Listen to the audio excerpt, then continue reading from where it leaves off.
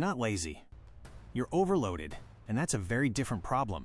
If you've ever stared at something you needed to do and felt resistance instead of motivation, this is for you. If you've called yourself lazy, undisciplined, or just bad at life, this is for you too. Because laziness is rarely the real issue.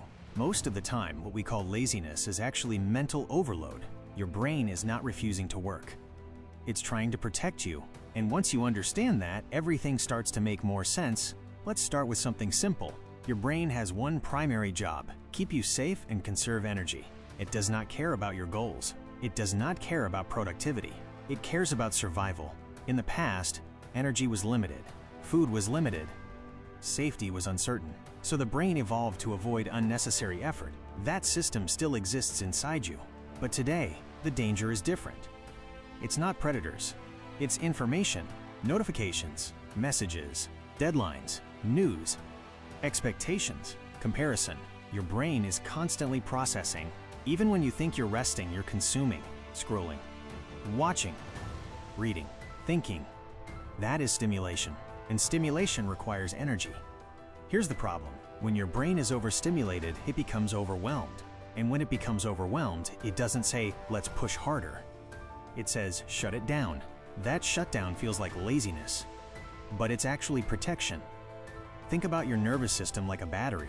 If you drain it all day with constant input, constant noise, constant decisions, there's not much left for focused, meaningful work. And when you try to force yourself, your brain resists, not because you're incapable, but because you're depleted. Now let's talk about dopamine. Dopamine is often called the motivation chemical, but that's not entirely accurate.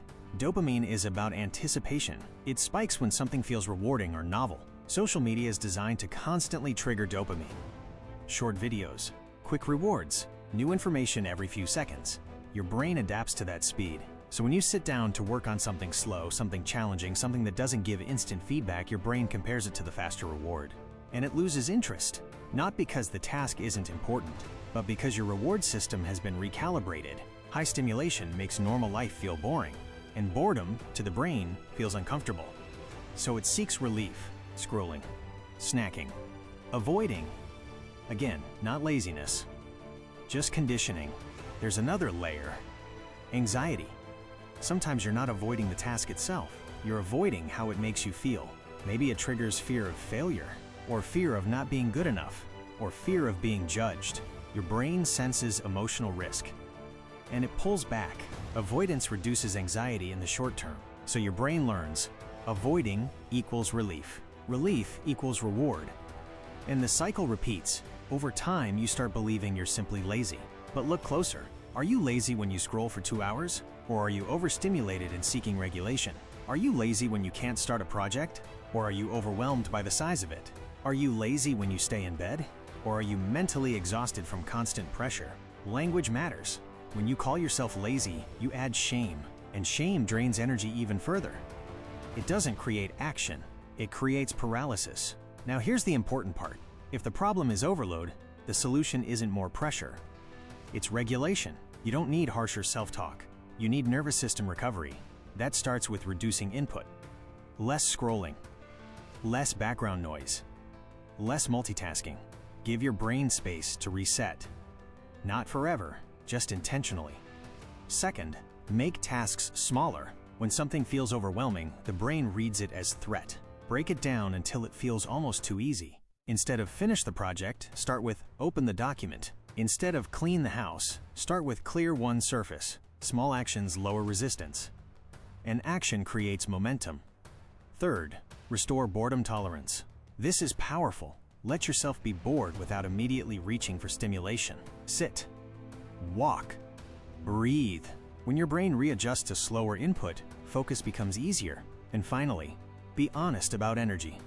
Some days, you're not lazy. You're tired. There is a difference. Rest is not the same as avoidance. True rest restores you. Avoidance numbs you. Learn to notice which one you're doing. The goal isn't to become hyperproductive. It's to become regulated. A regulated brain is a motivated brain. Not because it's forced, but because it feels safe. So the next time you think, I'm just lazy, pause. Ask instead, am I overwhelmed? Am I overstimulated? Am I anxious? Am I exhausted?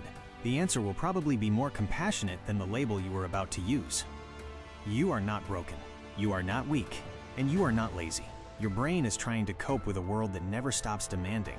When you reduce the noise, when you slow the pace, when you give yourself space, motivation doesn't need to be forced.